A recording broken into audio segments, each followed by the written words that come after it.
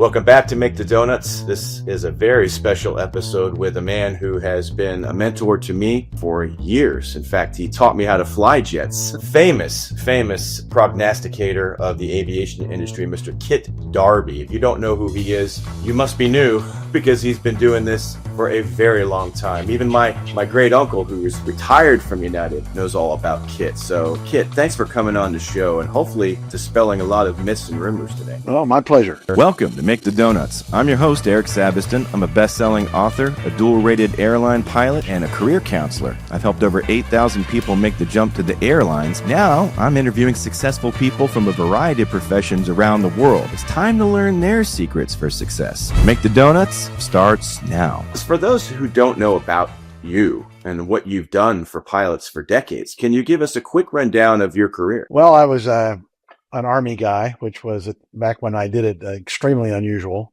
I was fortunate enough to be a fixed-wing Army guy, thanks to advice from some lieutenant colonel my mother worked for at the 18th Airborne Corps at Fort Bragg. He said, when they give you the form, says fixed wing, rotary wing, or either. It was during Vietnam. He said, if you check rotary wing or either, you're going to be in a helicopter pretty fast. And helicopter time doesn't count much for the airlines back then. So I checked fixed wing and they laughed. But 6 months later, I got fixed wing. Flight school was 330 students, pretty big class back then, 300 rotary wing and 30 fixed wing.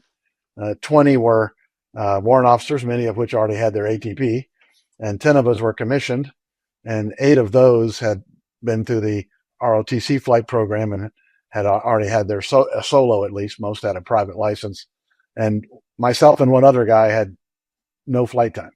So we had to solo in 10 hours or we were a second lieutenant on the ground in Vietnam infantry. So we were highly motivated. And that turned out okay.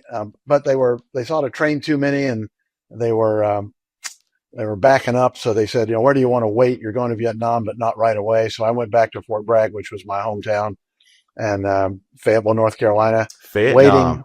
And it sort of never happened. They said, came down and said, you can volunteer for Vietnam. We'll give you any airplane. And I said, no, it says right here, rule 1, don't volunteer for war. So I didn't do that, but I became a local instructor, which was a good thing.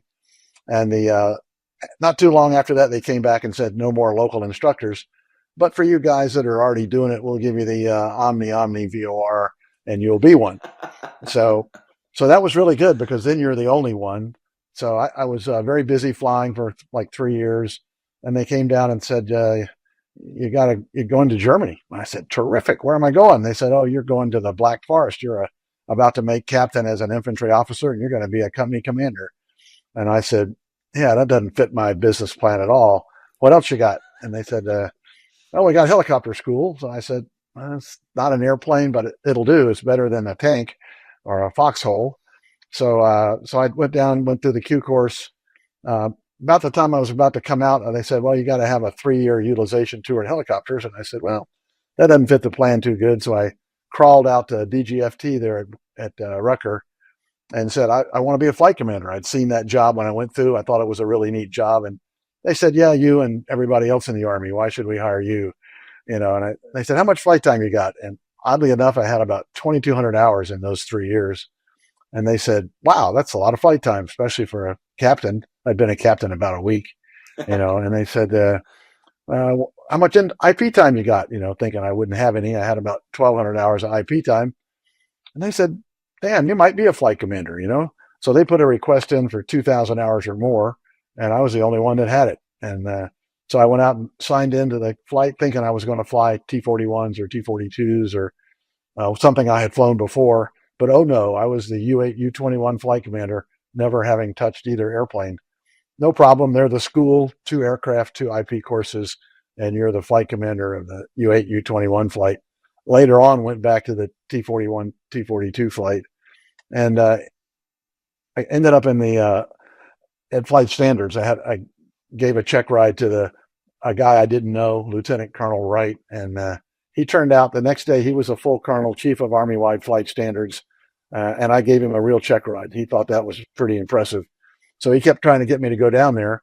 And I was flying twice a day, my flight and another flight. I got 40 600 hours in 7 years, Oof. Wow. which was burning it up. But toward the end, I had gotten checked out in the OB1, but I wasn't able to fly it because the school all I could do was teach. So he kept calling, and one day I said, I got everything but the OV1 IP course. And he said, well, we're flight standards. Come on down. So I spent the last couple of years at fixed wing branch of the flight standards division, and was the acting branch chief for a little while when the major that was in charge of it all wasn't available. But it was good to me. And the fixed wing time, a little confusing for the airlines back then. They thought a U-8 or a U-21 was a helicopter.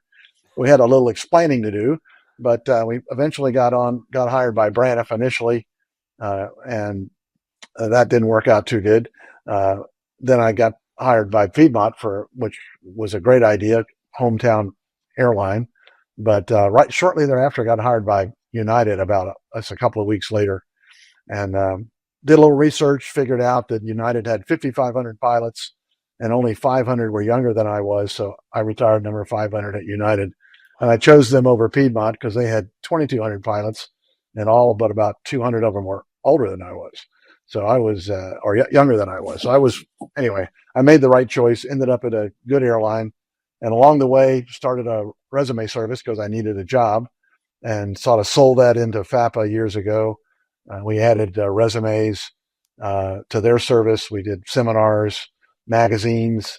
My family was in the magazine business, and my partner was saying, it takes a lot of money to start a magazine. And our newsletter grew to about, 12 or 16 pages. And after one day hearing that we have to have money to start a magazine, I tore the newsletter in half, magazine newsletter. So we started the Airline Pilot Career magazine, and it was well read by, we had a lot of military members. Oh, sure. And it was, so I went to work for United, retired off the 767. After that, I went to work for, here in Atlanta for Boeing, had a training center for AirTran, and they sold the extra sim time. So I got hired as a 7-3 instructor after age 60 retirement. And they called me in a few years and said, would you like to fly the 717? And I said, sure, but I feel a little awkward teaching in an airplane that I never flown. And they said, that's okay. Nobody's ever flown a 717. There's only 160 in the world, and we're not surprised you haven't flown one. So that worked out pretty good, because when Delta got the 717s from Southwest, because they didn't want them, they hired 4 Boeing guys, of which I was one, to introduce that airplane, help write the manuals, train the instructors, that kind of stuff. And then a couple of years into that, I moved over to the ATP CTP course at Delta, and I retired from that a couple of years back. And now I'm teaching at Sanders Aviation, sort of specializes in military pilot ATP qualifications over in Jasper, Alabama. Oh, I didn't know you were down at Sanders. That's awesome. That's a great school. Yeah. You need a map and a GPS to find it, but it is a really good school. Got a lot of good equipment, and it's almost 95% military pilots transitioning to the airlines. So I really enjoy it. So you made a statement there. I think it's really important when you're looking at Piedmont versus United. You said you were looking at the retirements. Tell me a little bit about why that's important. Well, the two main factors that propel your career are growth, which is very unpredictable, certainly right now. But retirements are predictable. So at back then, age 60, now age 65, the seniority lists are published. Most of them have birth dates on them. You can pretty much figure out when these pilots are going to retire. And we are still in a substantial retirement bubble from 20, 30 years ago. A lot of pilots hired, and they're all checking out now. So that part of it's solid. Another couple of years, good years of retirements, above average retirements. The economic portion, extremely uncertain right now, but at least half of it based on retirements is solid.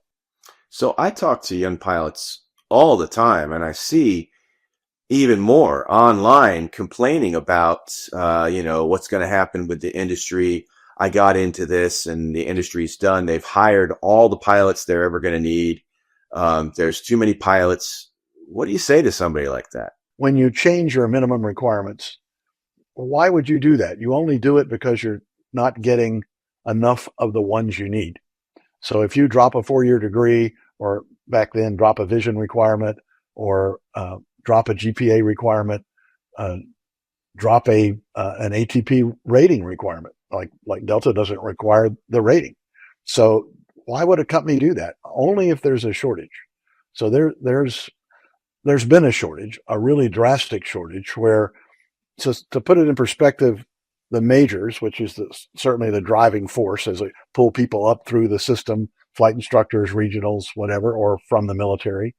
And so it's clearly a draw, and that draw has been peaked at 5,000. So we had 5,000 three times in history, actually four now. And the last time we had 5,000 at the majors was the last half of 2021. So we had a previous peak in a half a year. And the next 2 years, we went on to hire 12 or 13,000 pilots each year. So in the total of 2.5 years, we hired 30,000 pilots when the previous peak was only 5,000 a year. So, I mean, by any measure, that's a shortage. Another measure would be the regional airlines during that period lost so many captains that they couldn't fly their equipment. I mean, these are multi-million-dollar airplanes, of which 500 were parked for a lack of crews, and not necessarily a lack of co-pilots, but it doesn't do any good to hire a co-pilot if you don't have a captain to put with them. So it switched over from hiring a lot of co-pilots to needing a lot of captains, but unable to really hire and get the job done. So a lot of different ways you might look at it. So we've always had growth in retirements, and then we've had this sort of a new factor. We've never really had a significant equipment shortage. I mean, there have been times, and the major airlines, when they order an airplane, they might not get it right when they schedule to get it, but they get it. I mean, it's coming. And this time, it's usually that the airline doesn't want it because there's an economic downturn. Okay. But this time, it was a combination of a whole bunch of things, and we should probably go over them. But to start with, we are all aware of Boeing's problems and their much lower delivery. They were planning to deliver 52 737s a year a couple of years ago. And with the blowout of the Alaska door plug and the scrutiny by the FAA, that went back in the low 30s. And it's coming up a little bit now, might be back up to the low 40s, but a significant reduction in production rate. How significant was it? Well, United a year ago was supposed to get 100 airplanes from Boeing in a single year. And they luckily found 50 used Airbuses somewhere to keep their hiring going, but they weren't getting their airplanes. So that's the delivery problem, partly supply chain, partly FAA scrutiny and restricted production rates. And then the other part of it is their airplanes are uncertified. So we've got the 737 MAX 7 and 10, the 777X. These were airplanes that actually are, and for most of them are being built, but they can't be delivered because they're not certified. So that's going to come, Lord knows when. I mean, it's been a while. I would hope it would be soon, but we don't really know. And then another part of it was the Airbuses, which were their engines were being made with powdered blades, powdered metal blades, which turned out were not as durable as we thought. And as a result, those airplanes are having to be inspected for engine issues. And that takes a maintenance slot to inspect them. And if they're found to be faulty, then they have to be repaired. That takes another maintenance slot, and it requires the parts, of which have been hard to come by. So over time, that number of airplanes parked, and this is worldwide, not U.S. only, about 850 Airbuses parked worldwide, and maybe a third of those are in the U.S. And it's not even by airlines. It depends on which engine was put on your airplane and when it was built. But some airlines aren't affected much, and others are affected a lot. So those half of those airplanes, let's say half are in the U.S. And then the airplane, when you take the engine off the wing for repairs, right now it's about a year until that engine is back on the wing. So that's probably our greatest deterrent right now to getting more equipment and hiring more pilots. The airlines wanted to grow in 22, 23. They would like to have grown 10 or 15%. Now you can do the math. I mean, we have almost 100,000 major airline pilots. So if they want to grow 10%, they need 10,000 pilots. Well, if you're not getting the planes, you don't need the pilots. So it's a major suppression on the demand. Now, there may be a little bit of silver lining on this. I mean, the airlines are sort of famous for over expanding and then cutting back. We call it shark's teeth, up and down, up and down. Uh, so maybe it didn't go quite as high as they would like it to go, and that might actually benefit us. The downturn may not be as severe as it would have been. That I say a silver lining on what turns out to be a pretty dark cloud.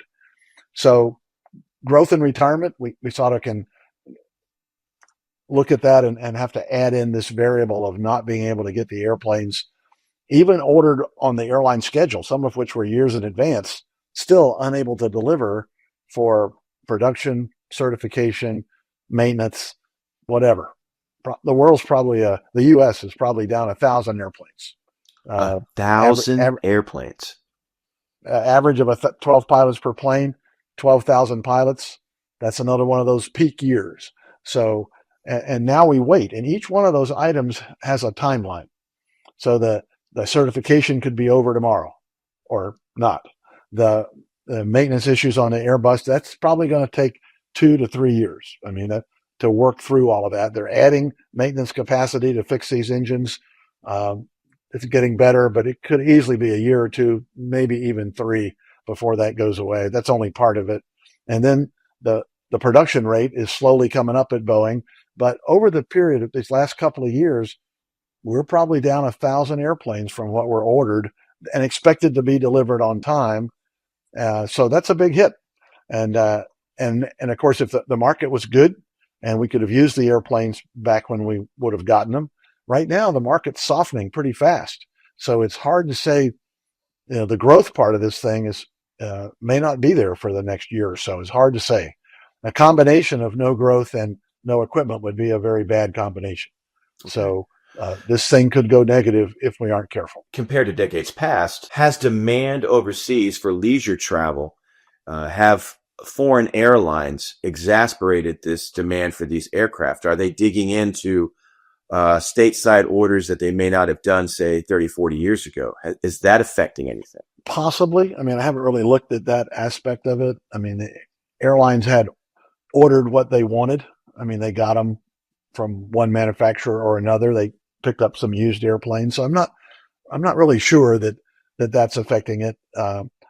Right now, with the threat of tariffs and all, the problem is the shift of U.S. deliveries to foreign deliveries where there is no tariff. So we have to worry about that. China, for instance, not taking deliveries right now. Hopefully that'll be over soon, but we don't really know. And the uncertainty is a real problem because this is a high capital cost business. You make plans years, almost decades in advance. And if you don't know what's going to happen, it's hard to sign up for that $150 million airplane if you're not really sure what the market's going to be.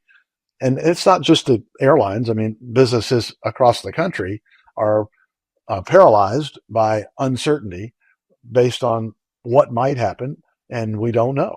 Right. So, we need it. Ideally, it gets resolved quickly. If it stays out there for a long time, it could produce the combination of a lack of equipment and a lack of growth. That would be a big problem. That's great. That's great. That's good information. I love having friends on both sides of the political spectrum where I clearly kind of sit in the middle. Let's look at, I don't know when this show is going to come out. It's probably going to be late by the time people see this. Everything will have either gone south or north. I don't know which direction. But I just saw this morning as we tape this that the Chinese and the Americans had met in Switzerland, that the tariffs have been paused down to 10% reciprocal, and that they're giving a 90-day pause to complete the negotiations. Let's take it to the other side. Let's assume that the tariffs do go away and we start getting some trade deals. The United States gets on a better economic footing. Knowing what you know about the retirements, the aircraft deliveries, and assuming that the economy does make a recovery this summer, what do you see happening the next 6 months? Well, 3 to 6 months are crucial. I mean, right now we have to say we don't know what's going to happen. In 3 to 6 months, we're probably going to know a big part of what's going to happen, and that will answer the question about the long-term investments. And our previous recovery was led by domestic travel, And the low cost airlines, ultra low cost airlines, who had only one airplane or maybe two airplanes, so they don't have the big training up the and training down when you change. And they were primarily domestic, which was the recovery was centered on domestic travel. So they actually really did really well coming out of COVID and gained market share significantly. However, the international market has continued to recover and it's now back. So again, not sure what the tariffs will do. There is a downturn, a measured downturn in the traffic to the U.S. right now during this unstable period. If that continues, that will affect, I guess I should sort of phrase this thing as I'm starting to look at the airlines from a pilot's point of view. It's like a commodity. So, and by that, I mean, it's like a loaf of bread or, God forbid, a dozen eggs. So it's a commodity. And we have airplane seats bolted into airplanes and we fly the airplanes, but it's a commodity. So it works like a commodity. We've got a lot of different providers, a lot of different flavors of bread. It's very broad based. So if the GDP goes down, the consumer buys less of any commodity, bread, eggs, or airline seats, it will directly affect the airlines. And that's an issue with the effects of what's going on economically. If there's a GDP decrease for any reason, then we can expect less airline travel as a direct result. And there's many a chart that shows the direct relationship for 30 years now between GDP and airline profits. And we need those profits to buy planes, go more places, and hire more pilots. So we're really counting on the economy. And actually, a couple of charts that I would display would show the wiggle in the economy, a downturn, a small recession, and the airlines exacerbate that. They go higher in good times and lower in bad times than the general economy. So it's sort of like crack the whip. I mean, if it's good, it's really good. And when it's bad, it's really bad. And the joke is often that, when they cancel vacation because they don't have enough pilots, stand by for the furlough. Right. I mean, that's the joke. So it's regrettably not a joke. It's real. Now, we talk a lot about this, though. We talk about what if the economy fails? What if the economy rebounds? Well, we already have retirements, and that's how we got to the 12 or 13,000 pilots. 2 or 3 times the previous record was a combination of retirements and economic growth. So it could be bad with a recession, but the retirements continue. If it's good with the economic growth and the retirements continue, then it's double, triple good. So we could be right back into a shortage very quickly because this recovery, the international recovery, is now complete. So if we have everything we had before, plus it didn't have an international recovery, and this time we do, now it could be even better than last time. So it's a wide forecast from recession to double good. But and it's right now, like I said, I don't think we're going to really know for 3 to 6 months. It's probably not time to buy your Captain house right now. You might want to. Is it ever? Well, if the typical furlough is like under 5%. So and a really bad furlough is 10%. But a COVID furlough, we warned, there's the WARN Act where we have to give notice to people that are going to be furloughed that are in unions. So we warned 10,000, and we're probably going to warn another 10,000. So there could have been 20,000 furloughs at COVID, which were saved by the CARES Act. Right. But if we had a double negative, we could see 20%. But at some point in a seniority-based system, if you're above the cutoff, you're not as affected as much. Where's the cutoff, Kit? Everyone's going to say it's 10. Someone's going to say 30. I've always heard 30. What do you think? When can you stop breathing outside of a cataclysmic, unpredicted event? Well, I've always used 5. I mean, most furloughs are short and under 5%. Now, there are those that have gone 20 or 30, but those have been companies that were in trouble. I mean, that was more than an economic effect. It was economic, and you tell everybody you got to use your frequent flyer miles in the next 6 months, like Pan Am did, and they do. So you get no revenue. I mean, it's got to be a serious additional mistake. But 5% normally. Right now, having come through COVID with the big changes that occurred there, maybe 10%. But Certainly not 30. I mean, most people will, 80% of the people will never be furloughed. Those on the bottom, are likely to be furloughed more than once. So, I mean, I was furloughed 3 times and bankrupt twice. So I don't recommend it. But if you're on the bottom when those things are occurring, deregulation, those kind of things, fuel shortage, I mean, that's a bad place to be. So I believe I think, I believe a wise pilot once told me, "Hey Eric, have you tried being more senior?" yeah, it's a good thing. So, yeah, 5%, you can relax. 10%, you should be good. Uh, because of the high capital cost of the business, if the business changes 10%, there's a lot more people in trouble than just pilots. I mean, you had a lot of investment. You've got terminals and airplanes, and it's very, very expensive business. And if you drop 10 or 15%, you're going to have trouble sustaining your business. So, Okay. I mean, a number that I have that to tell you how much CARES Act helped us. The input into the airline during CARES was $243 billion. I mean, and I've been, like I said, I've been furloughed 3 times, bankrupt twice. Nobody ever saved me. I never got a penny. I got the time off and come back when we need you, which was fine. I mean, I'd much rather the company survive and need me later than not survive. 243 billion. That's enough to pay like every airline CEO's bonus for a year, practically, right? And every airline pilot's paycheck and every flight Probably, attendant's. yeah. And there were no furloughs. A common misconception during COVID that there were furloughs. There would have been furloughs, but that 243 billion directly paid salaries for all the airline employees. In fact, if they furloughed, they didn't get the money. So there were a few furloughs in the first couple of weeks, and then the CARES Act came out, which said you don't get the money if you furlough.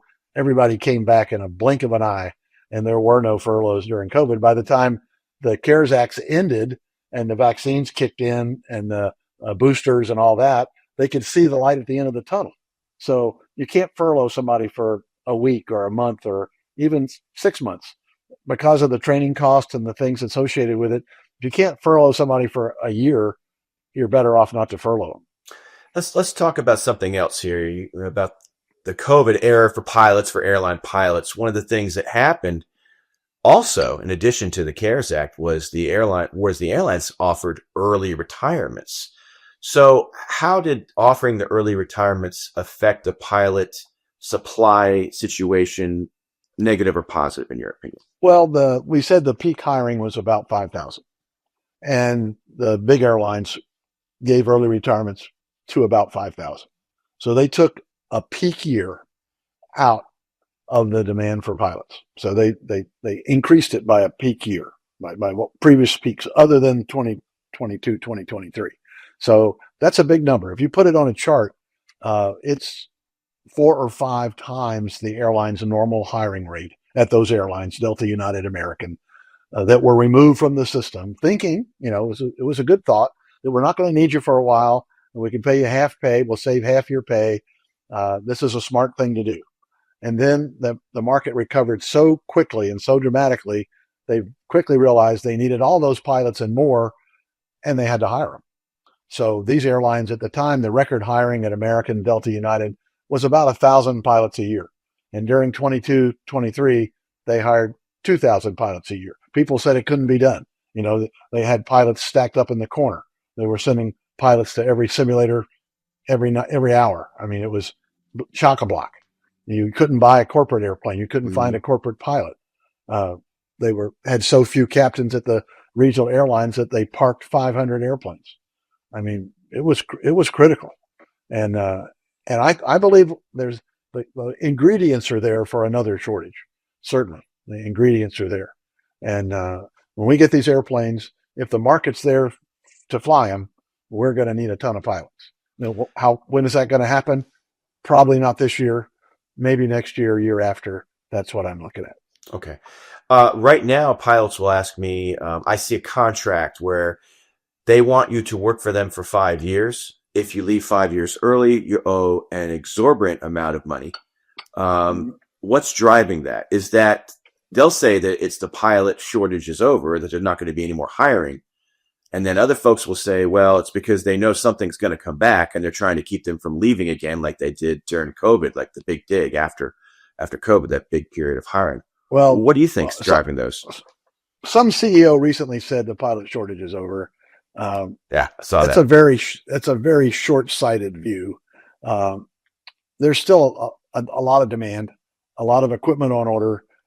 Hasn't been delivered yet, but when it is, we're gonna utilize it, and the only way to utilize it is to hire a bunch of pilots. So I'm not buying that it's over. It's delayed. It's delayed by those items we talked about: maintenance, certification, delivery, supply chain. All those things are holding down the supply. There's no doubt in my mind in 22, 23 that the airlines would have grown 10 or 15% more had they had the equipment. And the fact was they just didn't have it.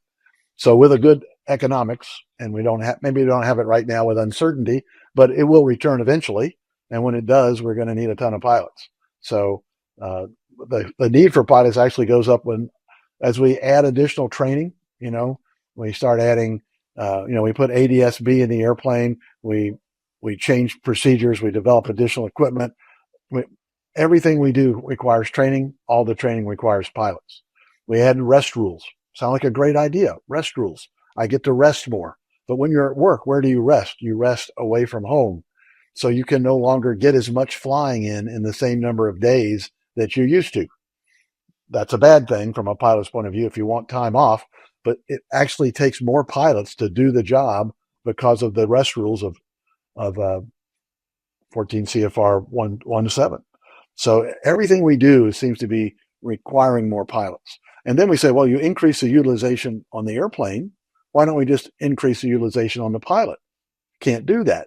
These rest rules restrict it. You got, 8 and 24, 30 and 7, 1,000 hours a year divided by 12, 83 hours a month. I mean, we're there.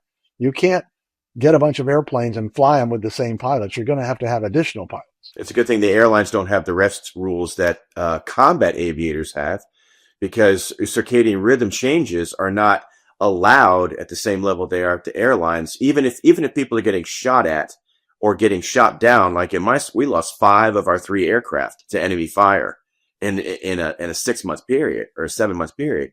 And we couldn't reverse out the way you do at the airlines. So the airlines should probably count their lucky stars that the scientists who work for the military aren't working for the FAA, because they probably slammed the door. That's a great point. That's a really excellent point. So for that young pilot who's looking at that 5 years, $75,000 gotcha, what do you tell them? Is that because they got enough pilots, or is it because, do you think the airlines know that it could be coming back, like you obviously believe?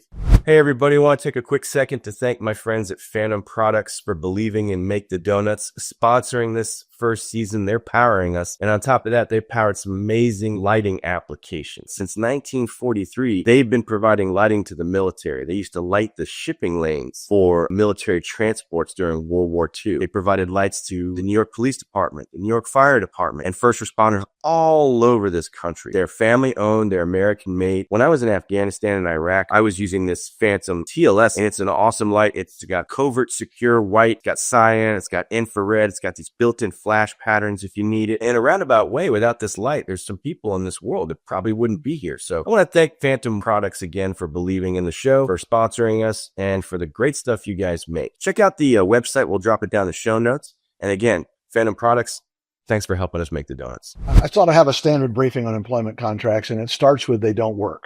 Okay. So, I mean, you just can't chain a pilot in the front yard. It doesn't work very good. So that's my first thing, is they don't work. But having said they don't work, a couple of things, and this from I'll probably send some airline recruiters up the wall here, but send them. It doesn't work for a number of reasons. First of all, if you're going to prosecute somebody, particularly if it's out of state, so you don't have your own lawyers, you have to contract a lawyer out of state to take somebody to court for the value of this training contract, 20, 30, 50,000, whatever. Those values are suspect, of course, may not represent actual cost. And they're typically prorated. So I realize some of them are not prorated, but they should be prorated. If they're prorated, and you work 2 of your 5 years or 3 of your 5 years, and you owe $10,000 or whatever, and you get a chance to go to a major airline, and to do that, you have to break this contract. The math is break the contract. I mean, first of all, it's going to cost more to prosecute you out of state than they're going to get. So they're not going to do a lot of that. They're not going to make money. They're only doing it to enforce the rule. So it's not good business other than to enforce the rule. So they're doing that to enforce the rule. And if you were out of state or hard to find, that could make it more difficult, more expensive. Let's say that you've gotten hired by your major airline and you can instantly pretty much borrow a certain number of months' pay. And if you go do that at your credit union, you have the $10,000 to pay it back. And at the end of your career, by starting, career values right now take a 30-year career, a guy's getting $500,000 a year, plus 15% benefits, plus 18% retirement, plus 5% profit sharing. I mean, this thing is worth $700,000. Let's just make it $600,000 and divide by 12, $50,000 a month. So you went to work 3 months earlier, cost you $10,000, and you now make $150,000 at the end of your career when you do that. The math is just not there to support honoring an employment contract. It's just not there. So the other thing you could do is you could go to the airline and say, look, I'm an upright guy. I want to pay my deal. I can give you $500 a month. And they would be a fool not to take it, because otherwise they're going to go to court and spend more than they're going to get the full amount. So you've financed your flight training for the first time in your life. So again, training contracts just don't work. They obviously haven't talked to me about it, but they just don't work, So I could never advise a young person to honor the employment contract and give up $100,000 down the line. You'd be better off to take the job when you can get it. The 3 most important things in our business: seniority, seniority, and seniority. Yes. Get your job, and make the best accommodation for the payment. I know guys and I have some friends that honor their employment contracts, and you told me I might get out of it. And you told me it's worth more at the end, but I'm the kind of guy, I'm going to pay the contract. No problem. It's still not a bad deal. Pay the contract. You will get it back in spades on the other end. I did that. Yeah. I think I even asked you about that. As the guy from RTAG, I wanted to make sure I didn't burn bridges. So I paid the prorated amount. I paid a year. I think it was like $12,000 I paid to my regional, and I'm glad I did it. Yeah. Yeah. It's not a bad deal. I know guys that have stayed 3 years, when they could have moved in 1 year. So they lost 2 years of seniority because they're an upstanding guy. And I tip my hat to them, but it's not good business. I mean, you should look at this as a business proposition for you and your family, and you should make good business decisions, So you sign your name, you honor it.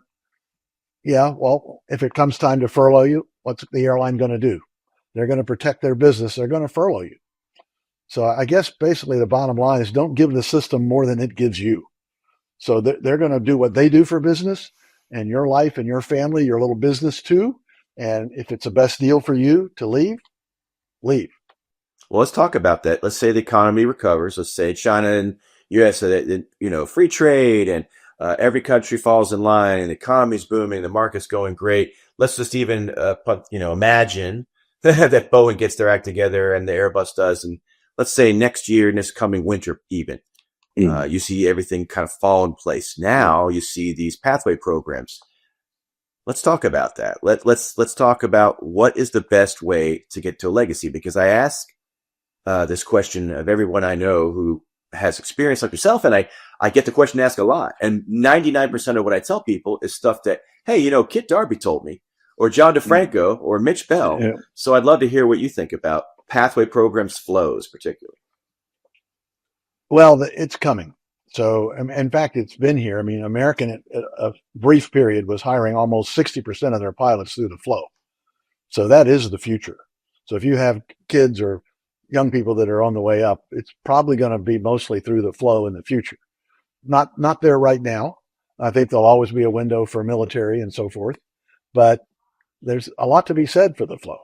I mean, if you're trying to guarantee, back to the commodity, to make your bread, you need flour, you need water, so securing a supply of that, if you're a bread maker, makes a lot of sense.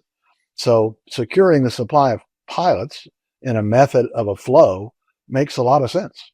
And I could never discourage somebody from doing that in a commodity business, and I can't discourage them from doing it in the airlines. And they have a chance to participate in a way. There's been a little participation here and there with involvement of the majors at the regional airlines. But as you know, the level of safety for a regional airline just is not viewed as the same as it is for a major airline. And part of that is pilot selection and training. So I look at it from that perspective.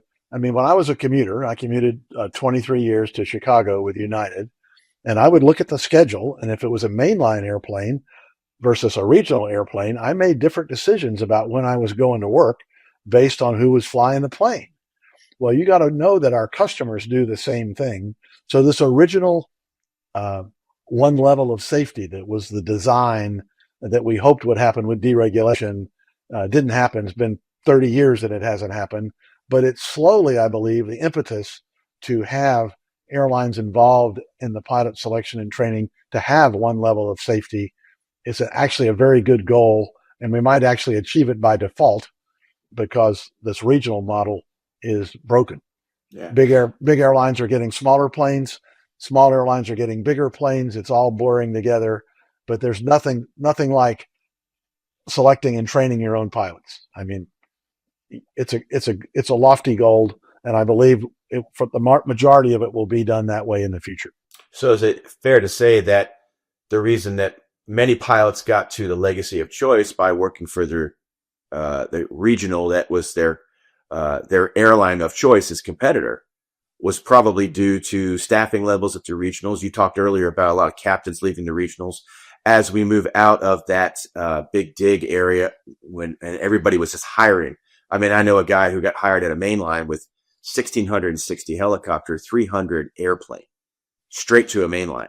So when we move out of that time, that almost unbelievable fantasy period where people are getting hired at ridiculously low levels, are the airlines going to go back to a flow? Because that's not something the current generation of airline pilots has experienced. They've seen a flow as a sure way to trap you and never get to that airline. I got a friend recently this past year who got to American outside of the flow, but it took him, 8 years.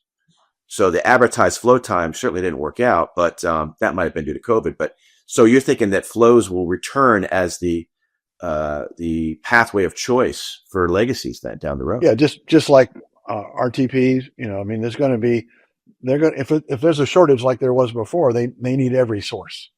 They need military, civilian, flow, helicopter, every bucket. Fixed wing, rotary wing. They're going to need it all. So it's not an unusual circumstance for when the hiring goes down, the minimums go up. I mean, this is sort of a supply and demand kind of thing. And I believe the flow in the long term is a good solution to it. It's always been a problem for the flow that what happens if you graduate from the flow or you're available in the flow and they're not hiring?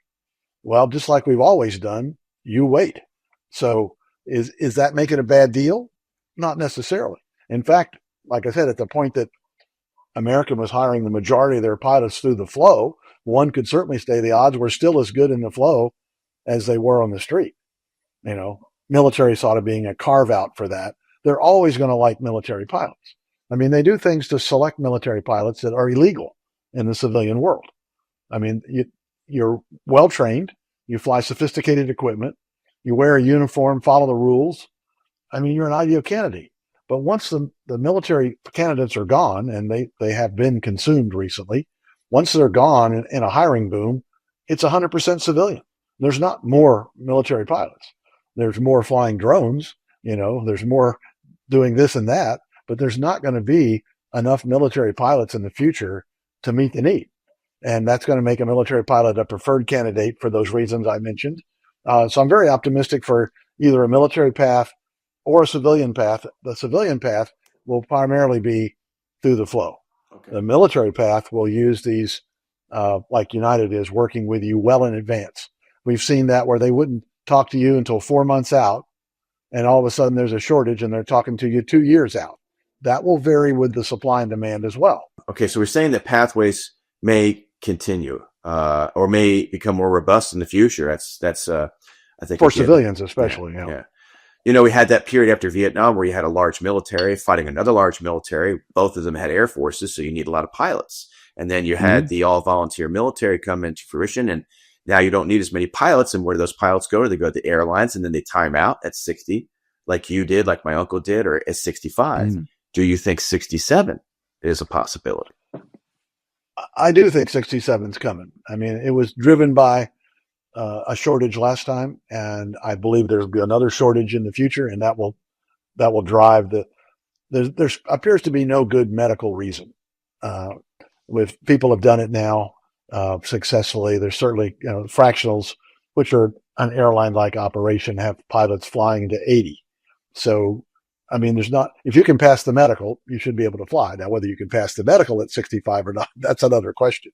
But not everybody can do that. But if you can, you probably should be able to fly. But I comfort the younger pilots who visualize, if you don't have your job, it's devastating. You might not get your job for an additional 2 years. That's a bad deal. If you already have your job, you might not be promoted as quickly due to that additional flying. But all said and done, you will have worked 2 years more at the end of your career.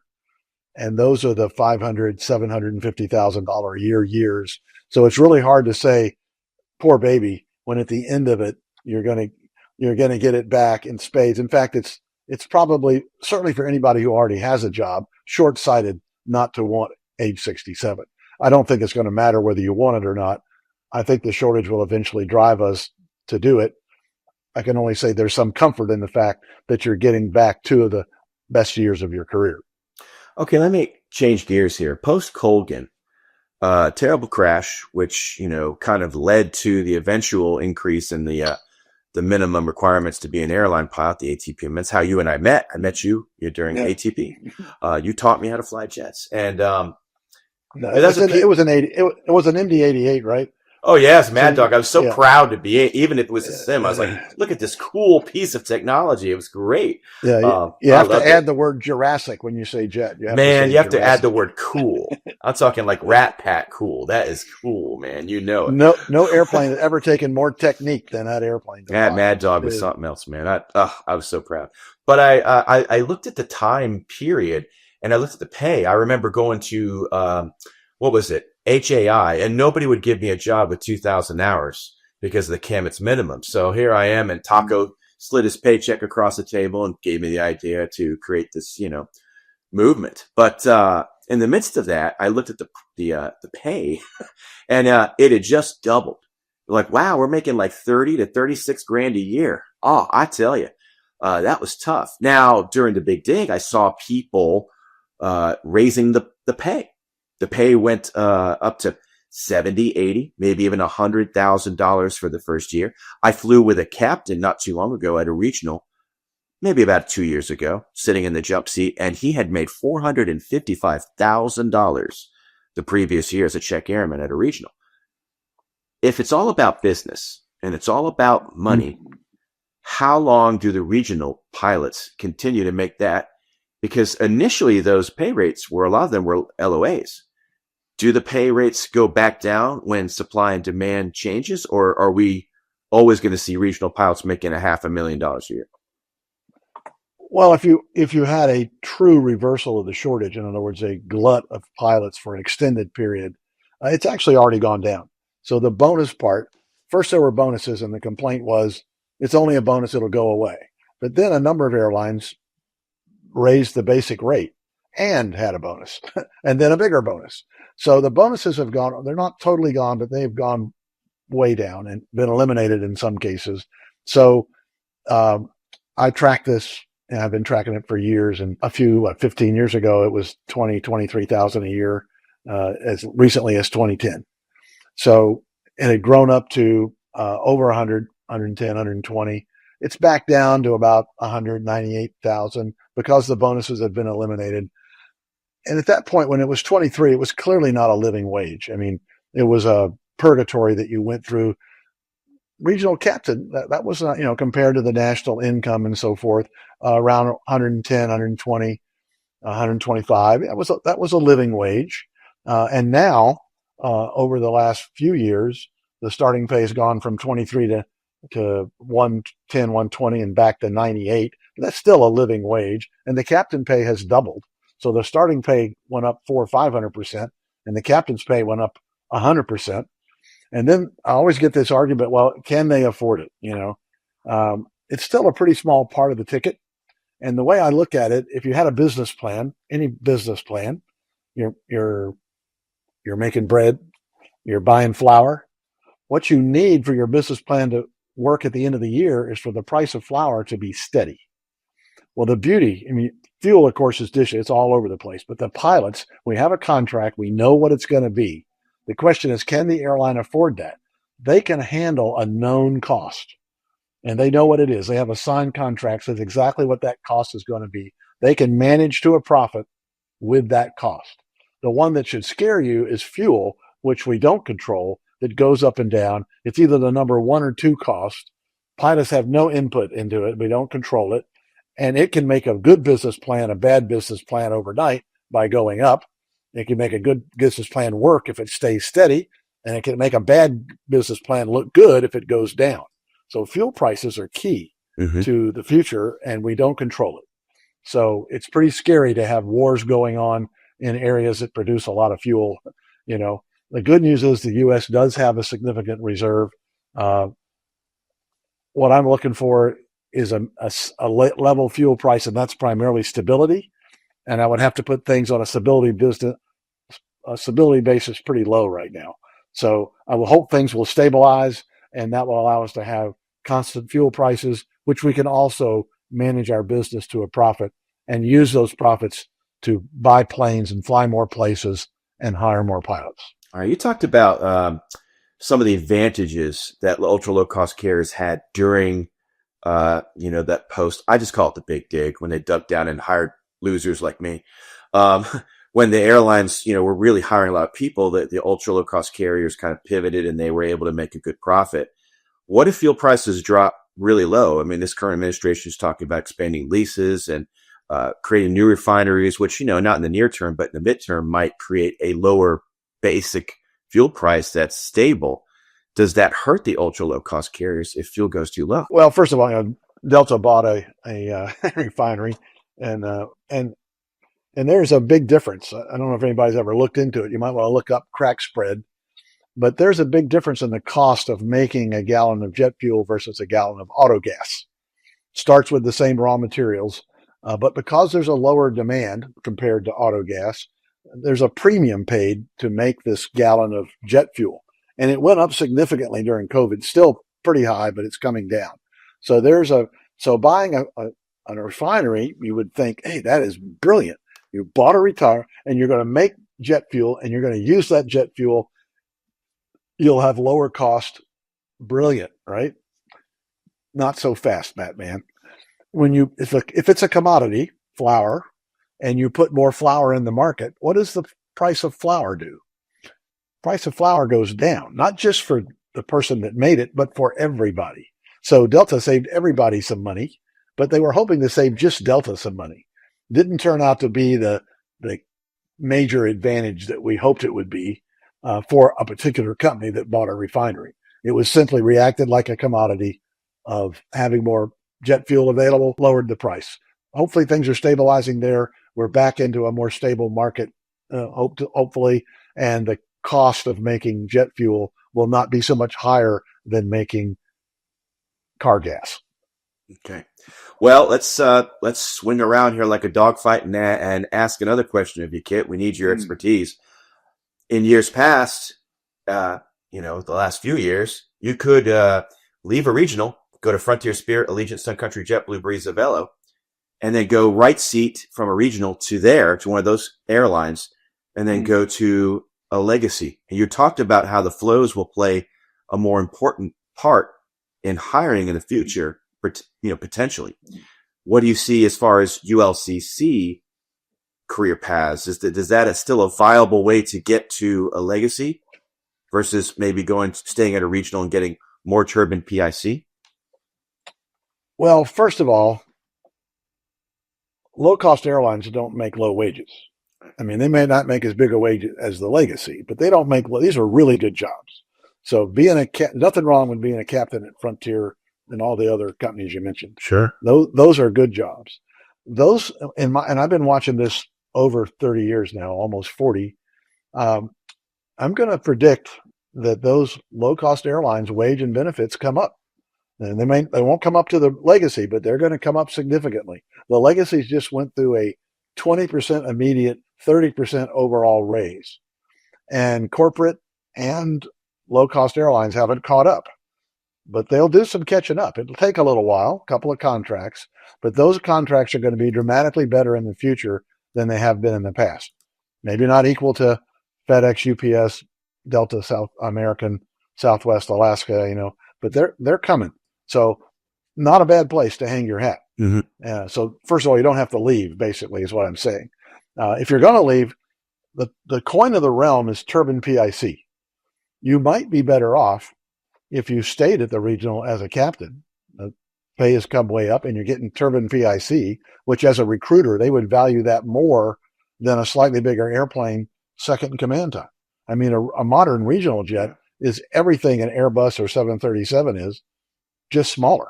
Yeah. And they fly, you're flying passengers in and out of high density airports and multi-engine turbine airplanes. This is exactly what the airlines do. So they should like current regional flying just as much as they would flying at a low cost or ultra low cost airline, which could well be destination airlines anyway. And I think that'll get a lot better, a lot quicker than most people realize. I think it's a great point. And I knew captains at Frontier when I flew for them that made absolutely exorbitant salaries. So your point is well taken. Do you see any additional consolidation at the legacy level at an ultra low cost carrier? Saw recently some news about JetBlue and United. Do you see anything down the road that might make you believe that there could be some more mergers? Well, I was very surprised that there wasn't a JetBlue merger already. I mean, I think our government was extremely short-sighted not to realize that we're in a worldwide market. And if you don't merge and succeed, then you may fail. And that does damage competition. So the downside of not merging was far worse than the upside of merging, or if any downside to a merger, if there was one. So I thought they were just brain dead not to approve that. But yeah, there'll be some additional mergers. Two reasons. One, it's good business. Most mergers are done because it's good business. And occasionally mergers are done because somebody else has done bad business, and you have Morris merging into Southwest, or somebody needing a merger as a result of some, the big airlines have been making these business decisions successfully for a long time. These newer airlines, there's still some of that stuff that's still the first time around, and you might make good business decisions and need a merger to preserve your business. Either one of those, not necessarily a bad merger. The problem with it, of course, is our lives are determined by seniority. And there's a big difference in putting healthy companies together and putting an unhealthy company together with a healthy one like TWA and American, where they end up on the bottom. It's hard to remember that they weren't going to have a job and they should be happy. But nobody feels that way. But in fact, it's true. I mean, those jobs were about to go away, and many of them are American captains right now. And I'm betting they've got a grin on their face, or they should. Yeah. I saw something recently. I don't know if it's Brian Summer at the Air Current or where I saw it, but I know it was LinkedIn. Mm. And what I read was about a possible partnership between Contour Airline, which has been, noted lately for doing some cooperative flying for American, and Spirit. Mm. Could the ultra low cost carriers find regional carriers or 135 operators that would help them create like a hub and spoke type thing? It's certainly possible. I mean, I always give these statistics. So half of the airlines, if you look at the DOT applications, half of the airlines never start. And of the half that start, I'm serious, and the half of them never get off the ground. And of the half that do, only about 5% make it 5 years. So that, they're not going to send your kids to college. They might be a quick captain's upgrade. They might be some experience. In the exceptional case, they'll merge into Southwest and you're a major airline pilot. But in most cases, they're not going to start, or if they do start, they're not going to mature. So you've got to be very careful with upside. And, when I started watching this, you could start an airline with $5 million and one guy that could spell airline. Now you better have $100 million and a whole management team, and still the odds are not that good that you're going to time it right. Do it, it takes a whole bunch of things. 1 million decisions have to be made for that airline to come out successful on the other side, and the odds are against it. Interesting. Okay, here's a question you probably get quite a bit: single pilot operations in commercial carriers. Well, it's certainly coming in cargo. No doubt about it. Our passengers will determine whether it comes to passenger flying. Right now, they're not there. It may come in the future. Our airplanes last 25 or 30 years. Passenger, narrow body, wide body, they last. Cargo maybe a little longer, 25 or 30 years. So all the airplanes we have out there flying are 25 or 30-year airplanes in some various part of their life. So there's not going to be a dramatic quick shift to single pilot flying or no pilot flying. I mean, we have the technology to do that too. And it really depends on the customer. So I do think your kids, if you want to put your kids, for you and me and the people who are getting hired today, you're going to be so senior by the time there's some single pilot stuff that it's not going to matter. But for people starting out today, that's a real threat. Certainly going to take over some part of cargo flying. Perhaps some part of long-range international flying won't take 4 pilots, maybe 3 or 2. So that's where it'll creep in. Can it be done technology-wise? Absolutely. Will the passenger put up with it? For now, probably not. Maybe the question is litigation mitigation. Is there an attorney office salivating at the lawsuits that might come if anybody gets hurt and there's one pilot in the cockpit? It seems like a great way to bankrupt an airline. They've been bankrupt for far less. Okay, so let me ask you a couple more here. Okay. You're a pilot right now at the regionals. You're upgrading to captain, or you're about to, and you're looking at the current hiring environment. What do you tell that person over the next 12 months as far as their career? Where do you see their career going? What advice would you give them if you could just say, hey, I'm in an elevator. This is the advice I give a captain. This is the advice for a captain right now, or a regional airline pilot over the next 12 months? Well, there's really no difference wherever you're at. I mean, those scenarios that you give are certainly valid, but it doesn't matter whether you're getting started, you're a CFI, you're flying corporate. What does it really matter? I mean, this is a gunfighter kind of business, and you can't take 6 months off because there's not much hiring now. And, you've got to keep coming. You got to keep rowing the boat. The t-shirt reads fly, fly, fly. That's what it says. Don't become a sim instructor. Don't take a leave of absence. Fly your butt off. Get more qualifications and experience, because when it comes out the other side, we hire from buckets, military and civilian, corporate and other airline, rotary wing and fixed wing, bombers, fighters, whatever. We're looking for the top people in each bucket. And the only way you can stay or get to the top of your bucket is to swim like crazy. So you need to keep coming. There's no doubt. Get the best job you can in the biggest airplane with the most motors. Go as high and fast as possible, but fly, fly, fly. That's all you can do. And it'll work. I mean, on the other end of it, when they start hiring again, when Delta started hiring years ago, they were hiring people with 7,000 hours. It stabilized civilians around 5 and military around 3. And it came down a little bit during that big hiring surge we had. But guess what? It's drifting back up. Those numbers have been working for 30 years. Get to that as quick as you can. Multi-engine turbine PIC with as much flight time as you can get. You're making captain at the regional? Fly that plane. You will be the most qualified guy on the other side of the rainbow. Okay. That's great. That's great. Imagine you're doing all that. You're flying max credit every single month. You're doing the great things. You're working on your education. You're getting another degree or a master's degree. What else can they do? What else could they Yeah, do? I would look carefully at another degree, diminishing returns, and I would look very carefully at advanced degree. Unless you have something you might do with it later, the airlines really don't appear to give credit for advanced education beyond the 4-year degree. Delta, from my experience there, spent a ton of money validating the things that make you a good Delta pilot. And the one they evaluated was the 4-year degree. They did not evaluate advanced education beyond that. They put a bunch of money into that. So what you need is a 4-year degree with a good GPA, because they want a 4-year degree in 5 years or less, or they used to. They want a good GPA, or they used to. And we know they value those things. So get a degree perhaps you can use later, have a good GPA, finish on time.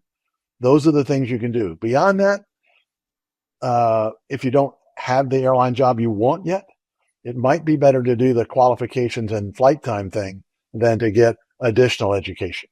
Okay. Beyond the 4-year. In 2025, a lot of veterans are exploring options for funding that they didn't necessarily utilize or didn't even know about in years past, like WIOA, the GI Bill. They've got it burning a hole in their pocket. They're not doing anything with it. Type rating, yes or no? Absolutely. I got a type rating. It was wet when I interviewed with and was hired by Braniff. I mean, again, you add qualifications and experience until you get the job you expect to retire from. And type rating is probably the last one. I mean, it's one of the most expensive. It's probably the last one you get. But yes, you keep coming. Now, don't get one if you don't need one. I mean, if a regional is going to hire you and give you a type rating, don't buy that type rating. And additional type ratings, again, it goes down in value. If you already got a type rating, that next type rating is not as valuable. Nobody requires a big jet type rating anymore, and your seniority determines what you're going to fly. They can't even control and put you in that airplane. So, but do I get one? Yeah, if I got everything else, I get one. I had an engineer ticket and I got a type rating, and I would still do the same thing today unless I had the job that I was going to retire from, and then I stopped because it's a waste of money at that point. I talked to a lot of pilots who are coming out of the military and they are not retiring, but they're interested in perhaps serving, but yet they're also trying to balance seniority. So what advice would you give to a young officer, commissioned or warrant, who gets out and wants to fly for the military on the side, but they also want to pursue an airline career? As far as timing, would you recommend that they go into their unit right now and then work out perhaps getting into the airlines later? What would be the order of merit for you? Well, it's a seniority-based business. So if it's possible, getting the airline number first and then doing your unit aircraft training and deployments and all that second. And again, the first year, you need to be careful. I mean, you need to know in the interview and in the first year that your airline commitments are first. After that, you're protected by law. So, but that's a tender period where you have to sort of be careful. If they feel you're abusing that, they don't like you taking the job and leaving on a year's deployment. They deal with it, but I would personally, and I did this myself, have my airline commitments first. Get the job as quick as you can. Airline commitments first for a year. When you're off probation, plus a day, just in case you miscounted, then you can do what you want, protected by law. Well, it seems like just being honest and upfront about it is the way to go. Not trying to hide anything. Bad news gets worse with time. I think that, going the full 20 and having that healthcare, I can tell you from my experience, I guess you were in the Guard or Reserve while you were at United. I was 8 years of active and then 23 balance in the Guard. Man, okay. Yeah. So when I just look at the cost of healthcare, I mean, I got to pay like $18,000 out of pocket before my company starts paying at 80%, or I should say my insurance company. So, but you don't lose that. You don't lose that by getting your airline number first. No, I mean, you still go back. You still go back and get your health care. And I was going to get out a million times. I mean, it was a bureaucracy. I was making a lot of money. I figured that the money I made at the Garden Reserves was going to be a loaf of bread. But the things that kept me in are not normal things. Like I said, I got furloughed 3 times and bankrupt twice. So there's 5 times that I was glad that I was in the military. And the other thing was the network. So many of the jobs that I got were benefited from my 60% of the pilots in my Guard unit were airline pilots. and many of them were my students or peers, and were willing to give me a recommendation and had flown with me. You know, as you know, the director of ops at American now was my student in an OV1. Alan And Johnson. He says I made a difference. I was taking care of him like I did everybody else. The OV1 was a pretty dangerous airplane, so I was looking out for business. I'm glad he feels that way, but we really couldn't do it any other way. So, I believe that there's a lot to be said for your church and your school and your every network you have. You're never going to know which one might work for you. The military network definitely got me interviewed and hired at Piedmont. Are you surprised by how much networking on the internet has affected this process, this whole community? What I'm surprised at is some people that don't do it. And as you get older, it seems that you're less likely. You become a voyeur. First of all, you don't use the social media as much. And then when you do use it, you just watch. You don't participate. And if you're going to really get the benefit from the social media, you're going to have to interact. You're going to have an opinion. You're going to have to ask a question. You can't just sit there as a voyeur. It's better than nothing. Don't get me wrong. At least you know what's going on. But it's not the proper use of social media to just watch. You need to participate. If you could give a young person who's considering getting in this industry or just starting out and training right now, what would you tell them? Well, probably the most valuable thing they could do is find a good mentor. So you're trying to go from where you are to where you want to be, but you don't know the way. So there's many decisions that have to be made, money to be spent, time to be invested, and there's no way you could know what to do. You've never done it. So you need to find somebody who's done it to help guide you through those many decisions, all of which can speed or delay your progress. So if I had to add one thing to it, you need to keep your nose clean. This wandering off into bad grades or drugs or alcohol or traffic tickets, it's way easier to avoid that stuff in the beginning than it is to try to fix it later on. So understand what the profession requires and be a good citizen starting now. Great advice. Kit, how do people get in touch with you if they want a mentor, if they want an expert opinion on something? Well, just my name. It's kitdarby.com, and that's my website. We offer, we're a small company. We tend to deal with people that have special needs. We do a lot of people with accidents, incidents, violations, training failures, asked to resign, people that are facing important decisions, choosing between companies. Very, very important, how to do the military, like you said, active, guard, reserves, continue, there's so many questions. We do resumes, applications, interview prep on a limited basis, and we are available as a mentor or counselor for any of your tough decisions. And that's all available on the website. Well, I can definitely vouch for it. I've made some of the biggest decisions in my career based upon your advice. So if anyone out there thinks, oh, Sabby's had a good career, Kit is the reason why I've had a good career. My uncle told me, he said, I've never met anybody so decisive as you. And I kind of had to laugh because I had just gotten off the phone with you before I talked to him. But I give you all the credit that you're definitely deserving of. It's amazing what you've done for pilots over the last several decades. I hope you continue to do it.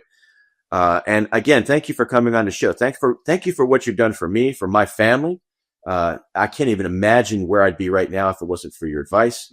I'm definitely starting the Kit Darby fan club. We're going to get hats and shirts, folks. Maybe even some helmet patches. This is the part that I enjoy the most, but there is a part to my business that I would like your viewers to be aware of and hope that they never need it. But I do a fair amount of expert witness work where for pilots that are injured, killed, delayed, I basically model career values. So pay, benefits, and retirement modeled into a career value for a person who is injured, delayed, or God forbid, a fatality. And I can put a number on that and make it stick in a deposition and trial. Wow. That's a service I don't think any of us want to use, but listen, some of us are going to use it. 10 out of 10 of us are going to die. And I'm definitely gonna let my wife know about that if God forbid anything happens to me, and I hope that doesn't happen to you if you're watching. But if somebody you love or somebody you know has been affected that way, why would you not reach out to Kit? He's definitely been a friend to me, and I know he'll be one to you. Kit, thanks for coming on the show. Listen, if you've got a job that you really want to know about, maybe it's a career field, you don't know any mentors who are currently working in that career field, give me a call, give me a message, send me an Instagram message or Facebook or X or TikTok, something like that, and let me know. I'll find an expert to come on the show and tell you how you can make the donuts in your career. Thanks for tuning in. We'll see you next episode.